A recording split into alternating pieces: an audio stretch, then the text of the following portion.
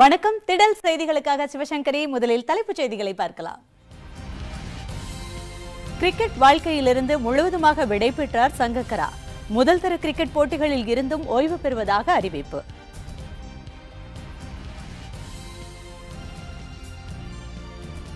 கோலாகலமாக தொடங்க உள்ள ப்ரோ கபடி லீக் தொடர். தமிழக வீரர் செல்வமணியை 73 லட்சத்திற்கு ஏலம் எடுத்தது ஜெய்ப்பூர் அணி.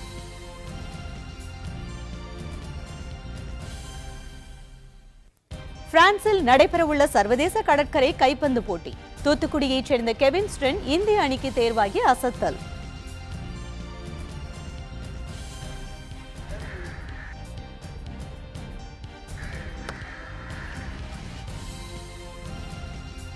சர்வதேச டென்னிஸ் களத்தில் மீண்டும் கால் பதிக்கும் அசரன்கா. விம்பிள்டன் தொடரில் பங்கேற்க உள்ளதாக அறிவிப்பு. இனி விரிவான செய்திகள்.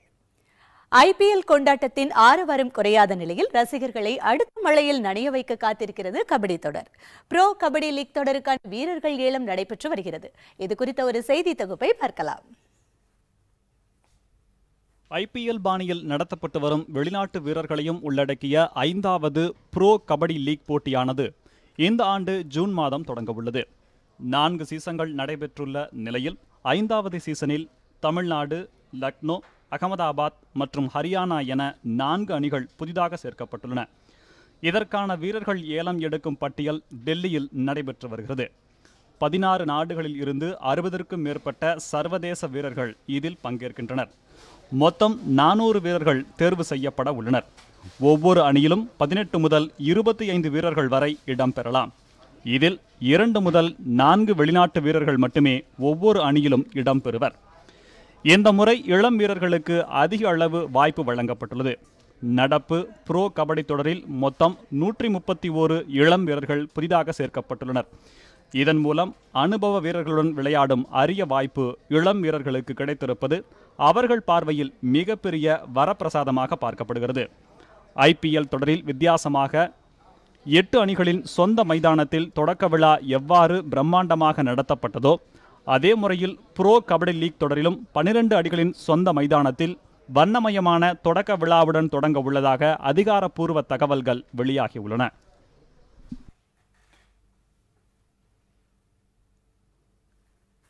ப்ரோ லீக் தொடரில் இதுவரை அதிக தொகைக்கு ஏலம் எடுக்கப்பட்ட வீரர்கள் குறித்து தற்போது பார்க்கலாம்.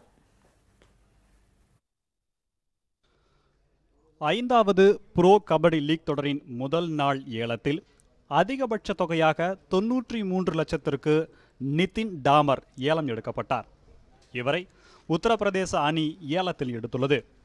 அவருக்கு அடுத்தபடியாக ரோஹித் குமாரை 81 லட்சத்திற்கு பெங்களூரு அணி ஏலத்தில் எடுத்துள்ளது. ஆல்ரவுண்டர் மன்ஜித் சிலாரை 75.5 லட்சத்திற்கு ஜெய்ப்பூர் அணி ஏலத்தில் எடுத்துள்ளது. கடந்த ஆண்டு அகமதாபாத்தில் நடைபெற்ற உலகக்கோப்பை கபடி தொடரில் இந்திய அணியில் இவர் இடம் பிடித்திருந்தார்.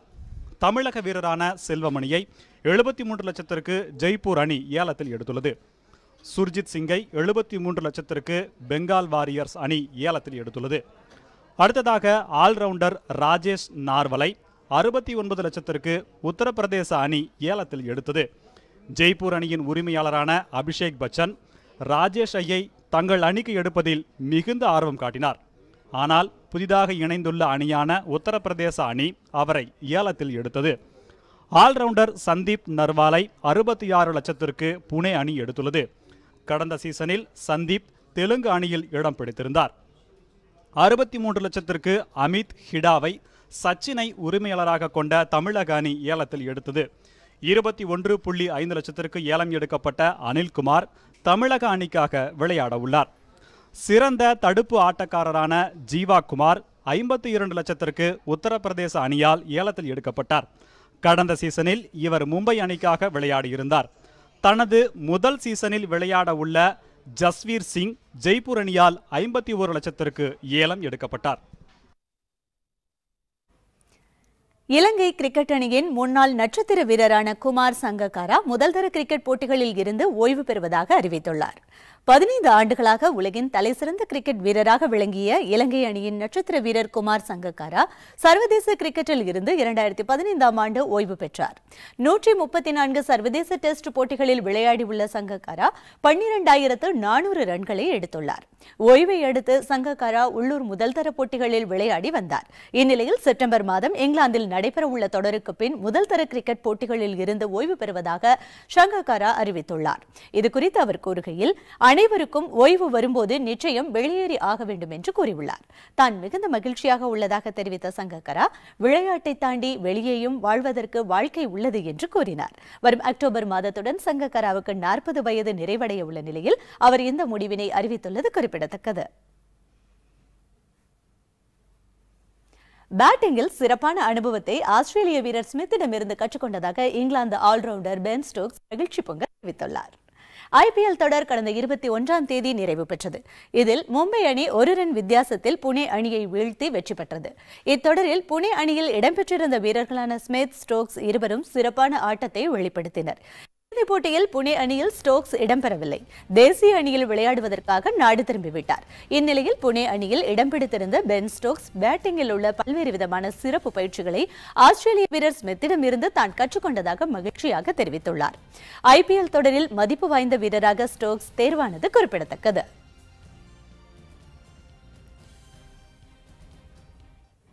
விம்பிள்டன் கிராண்ட் ஸ்லாம் தொடரில் பங்கேற்க உள்ளதாக பெலாரஸ் வீராங்கனை விக்டோரியா அசரென்கா தெரிவித்துள்ளார். ஆண்டின் 3வது கிராண்ட் ஸ்லாம் போட்டியான விம்பிள்டன் டென்னிஸ் தொடர் ஜூலை மாதம் நடைபெற உள்ளது. இதில் பங்கேற்க உள்ளதாக முன்னாள் நம்பர் 1 வீராங்கனை விக்டோரியா அசரென்கா தெரிவித்துள்ளார். கர்ப்பமாக இருந்த நேரத்தில் 1 வருடம் டென்னிஸ் களத்திற்கு இடைவெளி விட்ட அசரென்கா தற்போது குழந்தை பெற்றெடுத்த பின் 7 மாத இடைவெளிக்கு பிறகு மீண்டும் களத்தில் காலடி பதிக்க உள்ளார். 2012-13ஆம் ஆண்டு 7 மாதம் நம்பர் 1 வீராங்கனையாக அசரென்கா வலம் வந்தார். வரும் விம்பிள்டன் தொடரில் பங்கேற்க தற்போதிலிருந்தே பயிற்சி மேற்கொள்வதாகவும் அதில் சிறப்பான ஆட்டத்தை வெளிப்படுத்துவேன் என்றும் அசரென்கா தெரிவித்துள்ளார்.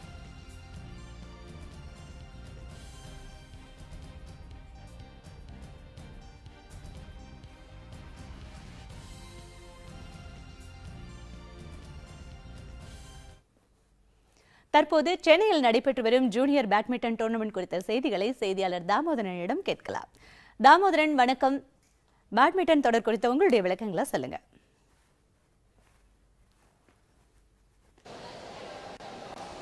அதாவது ஆண்டுதோறும் தமிழகத்தில் நடைபெறக்கூடிய இந்த இறகுப்பந்து போட்டி, அதாவது 19 மற்றும் 17 வயதுக்குட்பட்ட மாணவர்களுக்கான இந்த போட்டி தொடர்ந்து நடைபெறும்.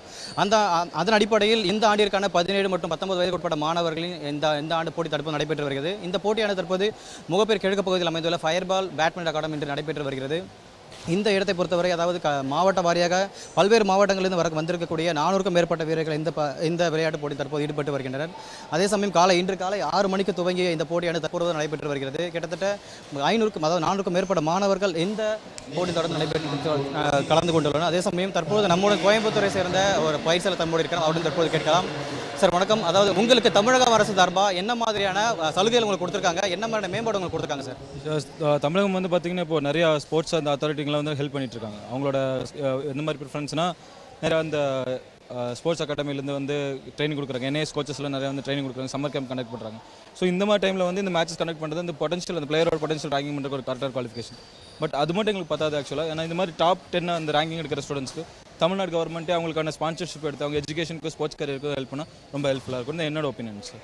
அதாவது இந்த விளையாட்டை மேம்படுத்துறதுக்கு தமிழக அரசு உங்களுக்கு என்ன மாதிரி நடவடிக்கை இனிமேல் எடுத்தால் நல்லா இருக்கும்னு நினைக்கிறீங்க சார்? ஸோ ஆல்ரெடி இந்த ஸ்போர்ட்ஸ் அசோசியேஷன் ஆஃப் இந்தியான்னு சொல்லியிருக்காங்க சார். அவங்க பார்த்தீங்கன்னா இந்த பட்டியாலா, பெங்களூர் அண்ட் திருவனந்தபுரத்தில் இருக்காங்க. பட் திருவனந்தபுரத்தை பார்த்தீங்கன்னா இந்த ஸ்போர்ட்ஸ் ரிலேட்டட் கோச்சிங் கிடையாது. ஸோ அந்த மாதிரி கோச்சஸ் வந்து உருவாக்குறதுக்கு இங்கே தமிழ்நாட்டில் இந்த திருவனந்தபுரத்தில் அவங்களோட இதை எக்ஸ்பேண்ட் பண்ணாங்கன்னா, ஸ்போர்ட்ஸ் வாலிபால், பேட்மிண்டன் இந்த மாதிரி இதுக்கெல்லாம் எக்ஸ்பேண்ட் பண்ணாங்கன்னா நிறைய கோச்சஸ் வந்து தமிழ்நாட்டில் உருவாகும். ஸோ அது மூலிமா நிறைய பெட்டர் பிளேயர்ஸ் வந்து கொண்டு வரலாம். ஸோ இங்கே இருக்கிற பெட்டர் பிளேயர்ஸ் வந்து அவங்க அந்த கோச்சிங் ஃபீல்டில் கொண்டு வந்தாங்கன்னா தமிழ்நாட்டில் இருக்கிற பிளேயர்ஸ்க்கு வந்து ஒரு ஃபியூச்சரில் ஒரு ஹெல்ப்ஃபுல்லாக இருக்கும். நம்மள இந்த சைனா நேவால், அப்புறம் இந்த நம்ம நிறைய பிளேயர்ஸ் இருக்காங்க, லீச்சாங்க, அந்த மாதிரி பெரிய பிளேயர்ஸ்லாம் இங்கே கூட நம்ம உருவாக்க முடியும், தமிழ்நாட்டில் கூட உருவாக்க முடியும். அதுக்கு ஒரு ஆப்பர்ச்சுனிட்டி அவங்ககிட்ட நாங்கள் எதிர்பார்க்குறோம் சார்.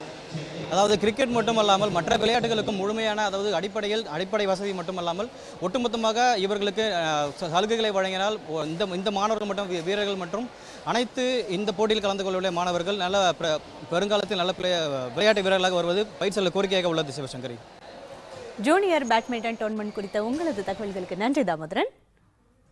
அடுத்த செய்தியை தொடரலாம். கொடைக்கானலில் நடைபெற்ற தேசிய அளவிலான சதுரங்க போட்டியில் சென்னையை சேர்ந்த சையத் அன்வர் முதலிடம் பிடித்தார். கொடைக்கானலில் உள்ள தனியார் பள்ளியில் தேசிய அளவிலான சதுரங்க போட்டியானது கடந்த 13ஆம் தேதி முதல் நேற்று வரை நடைபெற்றது. 5 நாட்கள் நடைபெற்ற இப்போட்டியை ஓய்வு பெற்ற IAS அதிகாரி கணபதி துவக்கி வைத்தார். புதுடெல்லி, கேரளா, கர்நாடகா, ஆந்திரா என பல்வேறு மாநிலங்களிலிருந்து 6 வயது முதல் 75 வயது வரையுள்ள 255 பேர் கலந்து கொண்டனர். இப்போட்டிக்கு நடுவராக சர்வதேச போட்டிகளில் பணியாற்றும் விஜயகுமார் நடுவராக செயல்பட்டார். இந்த போட்டியில் சென்னை ICF-ஐ சேர்ந்த சையத் அன்வர் முதலிடம் பிடித்தார். முதலிடம் பிடித்த அன்வருக்கு கோப்பையுடன் 35,000 ரூபாய் ரொக்க பரிசும் வழங்கப்பட்டது. வீரர்களை உற்சாகப்படுத்தும் விதமாக போட்டியில் பங்கேற்ற அனைவருக்கும் சிறப்பு பரிசும் கொடுக்கப்பட்டது. 6 வயது முதல் 83 வயது வரை அனைவரும் பங்கேற்றனர். இந்த டோர்னமெண்ட்டில் நான் ஃபஸ்ட் ப்ரைஸ் அவங்க 35,000 ஸ்பான்சர் பண்ணி ஃபஸ்ட் ப்ரைஸ் வச்சதில் எனக்கு ஃபஸ்ட் ப்ரைஸ் கிடைச்சுன்னா ரொம்ப பெருமைப்படுறேன்.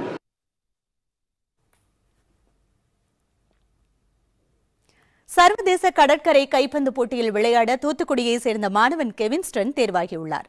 பள்ளி பருவத்திலேயே சர்வதேச போட்டிக்கு தேர்வாகியுள்ள மாணவன் தீவிர பயிற்சியில் ஈடுபட்டு வருவது குறித்த சிறப்பு செய்தி தொகுப்பை தற்போது பார்க்கலாம்.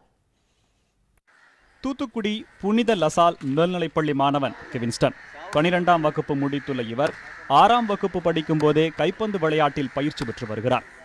கைப்பந்து விளையாட்டில் கெவின்ஸ்டனின் ஆர்வம் முதலில் பள்ளிகள் அளவில் நடைபெற்ற போட்டிகளில் வெற்றி பெறச் செய்தது.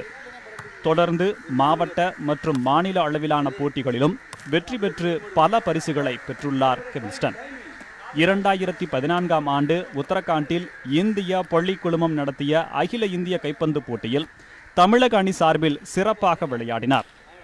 கடந்த 2015ஆம் ஆண்டு பிரேசிலில் வைத்து நடைபெற்ற சர்வதேச கடற்கரை கைப்பந்து போட்டியில் இந்திய அணிக்காக விளையாடி வெண்கலப் பதக்கம் வென்று அசத்தினார்.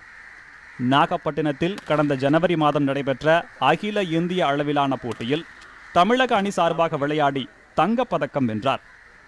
இத்தொடரில் சிறப்பான ஆட்டத்தினை வெளிப்படுத்தியதற்காக பிரான்ஸ் நாட்டின் பிரெஞ்சு போலனேசியா தீவில் நடைபெறவுள்ள சர்வதேச கடற்கரை கைப்பந்து போட்டியில் இந்திய அணிக்காக விளையாட கெவின்ஸ்டன் தேர்வாகியுள்ளார். தற்போது தான் பங்கேற்க உள்ள போட்டியில் சிறப்பான ஆட்டத்தை வெளிப்படுத்துவதற்காக தீவிர பயிற்சி மேற்கொண்டு வருகிறார். நான் தேசிய அளவிலான கடற்கரை கைப்பந்து போட்டியில் தமிழ்நாடு அணிக்காக விளையாடி கோல்ட் மெடல் வின் பண்ணி கொடுத்தேன். இதில் நான் சர்வதேச அளவிலான கடற்கரை கைப்பந்து போட்டியில் கலந்து கொண்டு விளையாட இருக்கிறேன். அது எங்கே நடக்குதுன்னா பிரெஞ்சு பாலினிசியாங்கிற ஒரு இடத்துல வச்சு நடைபெற இருக்கிறது. இதேமாரி கடந்த வருடம் நடந்த நேஷனல் அளவிலான கடற்கரை கைப்பந்து போட்டியில் கலந்து கொண்டு கோல்ட் மெடல் வின் பண்ணேன். அதுலேருந்து நான் இந்திய அணிக்காக பிரேசில் நாட்டில் வச்சு விளையாண்டேன். அங்கே பிரான்ஸ் மெடல் வின் பண்ணேன். இப்போ நடைபெற இருக்க சர்வதேச அளவிலான கடற்கரை கைப்பந்து போட்டி பிரெஞ்சு பாலினிசியா வச்சு நடக்குது. அங்கே கலந்து கொண்டு கோல்ட் மெடல் வின் பண்ணுறது என்னோட எய்ம்.